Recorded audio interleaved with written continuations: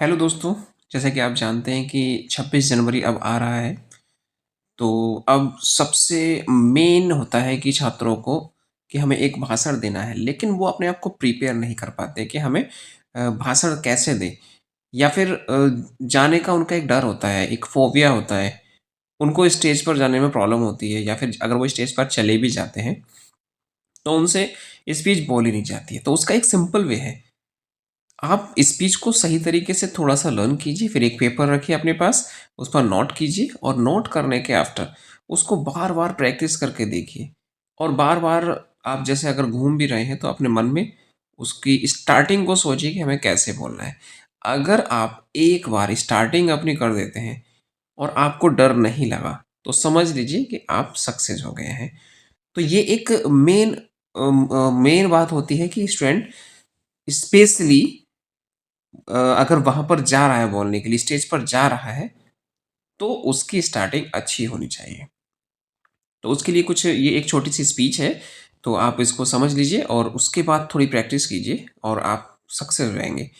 तो 26 जनवरी गणतंत्र दिवस के अवसर पर छात्रों के लिए यह एक छोटा-सा भाषण दिया गया है। स्टार्टिंग हम सभी को सुप्रभात कहकर या फिर गुड मॉर्निंग एवरीवन करके करते हैं और उसके बाद आदरणीय प्रधानाचार्य, शिक्षकगण और मेरे प्यारे दोस्तों, आज हम यहाँ गणतंत्र दिवस मनाने के लिए एकत्रित हुए हैं, जो हर भारतीय के लिए गौरव और सम्मान का दिन है। इसी दिन 26 जनवरी 1950 को हमारे देश ने आधिकारिक तौर पर भारत के संविधान को अपनाया, जिसने एक संप्रभु लोकतांत्रिक गणराज्य के रूप में एक नए युग की शुरुआत की।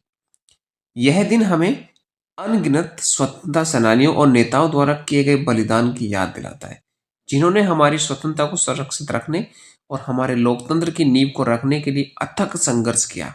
डॉक्टर भीमराव अंबेडकर, सरदार पटेल और जवाहरलाल नेहरू जैसे नेताओं ने एक संविधान का मसौदा तैयार करने के लिए मिलकर काम किया, जो प्रत्येक नागरिक के लिए समानता, न्याय और स्वतंत्रता की गारंटी देता है। छात्रों के रूप में यह हमारी जिम्मेदारी है कि हम अपने दैनिक जीवन में इन मूल्यों को बनाए रखें, चाहे वह दूसरों के प्रति सम्मान दिखाना हो, अनुशासित होना हो या बेहतर भविष्य के लिए कड़ी मेहनत करना हो। हम सभी अपने देश की प्रगति में योगदान दे सकते हैं। आइए आज हम जिम्मेदार नागरिक बनने का संकल्प लें और भारत को एक बेहतर, अधिक समावेशी और समृद्ध देश बनाने की दिशा में काम करें। याद रखें, देश का भविष्य हमारे हाथों में है और साथ मिलकर हम एक उज्जवल कल का निर्माण कर सकते हैं। धन्यवाद और जय हिंद।